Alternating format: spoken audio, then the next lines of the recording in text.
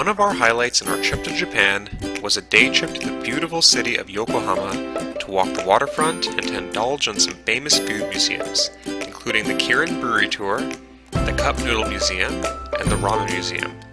Here is our Yokohama adventure.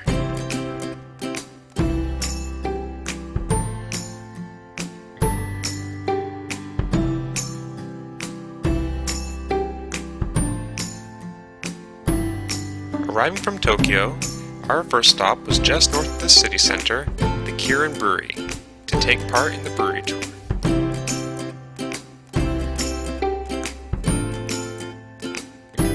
The tour is free to join and it was really fun. Through the tour, you get to learn all about how to make beer, starting with the ingredients, and going through all the processes and techniques.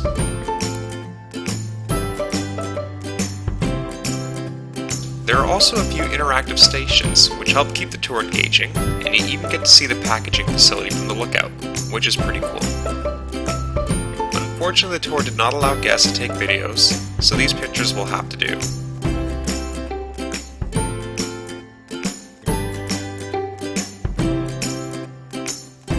After learning how the beer was made, it was time to sample the finished product for free as part of the tour.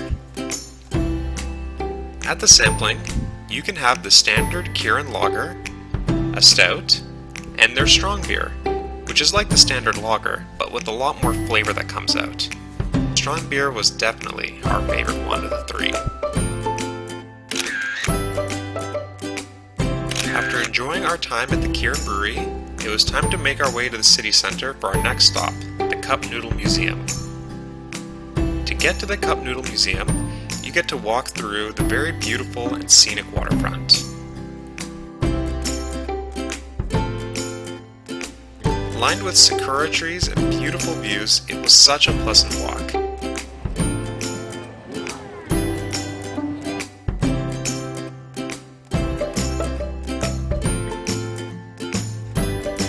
After our short walk, we finally got to the Cupnoodle Museum, and I must say that I was pleasantly surprised at just how well the museum was done. The layout was really cool with all kinds of historical artifacts and various instant ramen and cup noodle products made from over the years. But what was really surprising was just how much you get to learn about the innovation of instant ramen and cup noodles, as well as the life of the inventor Momofuku Ando, including a reconstruction of his first ramen kitchen and exhibits dedicated to his business and life philosophies.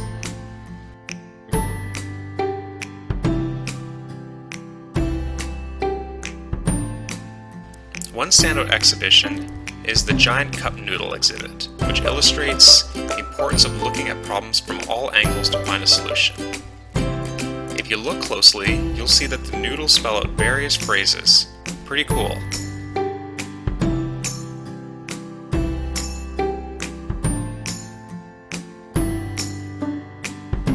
Once you go through the museum, for an extra 300 yen, you can make your own cup noodle to bring back home with you, which is a really cool souvenir idea. You simply grab a cup, draw and color the packaging, and then go through the steps of inserting the noodles and ingredients before sealing and packaging your cup noodle for home.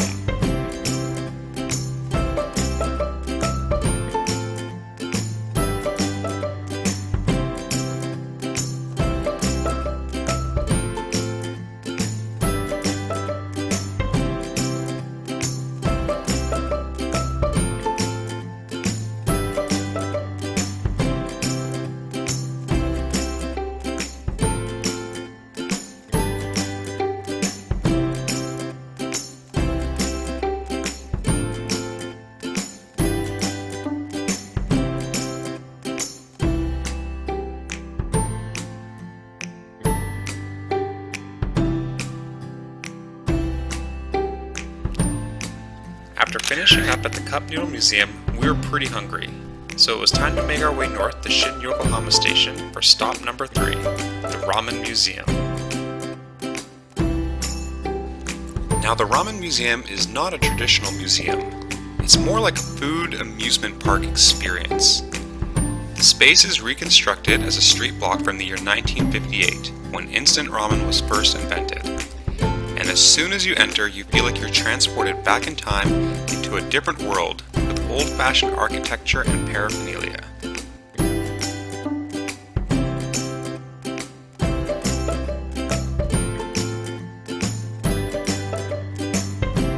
But what's also awesome about the Ramen Museum is that it's loaded with all different kinds of ramen shops with distinct flavors and style.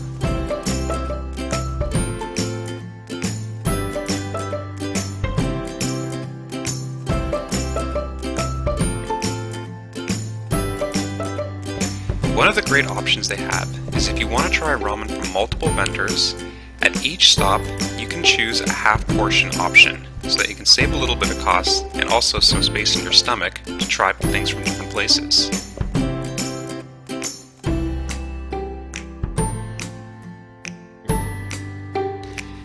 We were able to cram in 3 different half portions, which were all pretty yummy, but the shop we enjoyed the most was called Muku Zweite. They serve a shoyu and soy sauce style ramen, and it was amazing.